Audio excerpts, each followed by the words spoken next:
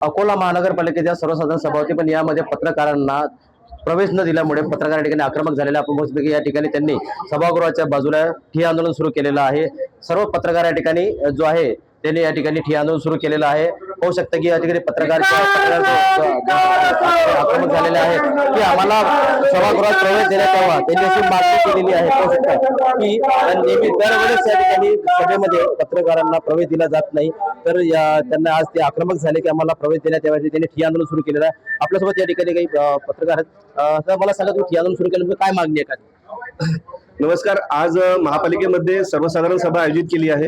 या सर्वसाधारण सभेला यापूर्वीच्या सर्व महापौरांनी आणि आयुक्तांनी मनपाच्या सभेला पत्रकारांना बसण्यासाठी परवानगी दिली होती। एवढंच नाही तर जिल्हा नियोजन सभेला सुद्धा पालकमंत्री आणि जिल्हाधिकारी महोदय हे पत्रकारांना त्या ठिकाणी एंट्री देतात।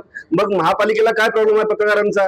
एरवी महापालिकेच्या जनजागृतीसाठी किंवा त्यांच्या एकंदरीत चांगल्या कामाची माहिती आम्ही लोकांपर्यंत पोहोचवण्यासाठी ते आम्हाला बोलावतात। मग आज जर महानगरपालिकेमध्ये सर्वसाधारण सभा आहे, शहरातील नगरसेवक या ठिकाणी विविध समस्या मांडत आहेत किंवा त्या ठिकाणी एकंदरीत काय नेमकं चाललं आहे हे जनतेपासून लपवून ठेवण्याचा हा सगळा प्रकार आहे आणि एक प्रकारे ही विरोधकांची आणि प्रसिद्धी माध्यमांची मुस्कटदाबी आहे हे या निमित्ताने सांगू इच्छितो। आणि अशा प्रकारे महापालिका प्रशासन जर प्रसिद्धी माध्यमांचा जर गळा घोटण्याचा प्रयत्न करत असेल तर आम्ही सर्व जिल्ह्यातील सर्व पत्रकार संघटना या घटनेचा निषेध करतो। त्यासाठी तुम्ही काय केलंय आज?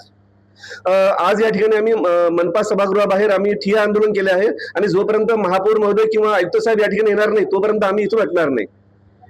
ते पत्रकार यांनी या ठिकाणी ठिय्या आंदोलन सुरू केलेलं आहे। त्यांची मागणी की जोपर्यंत महापौर किंवा सभापती या ठिकाणी येत नाही तोपर्यंत आम्ही उठा।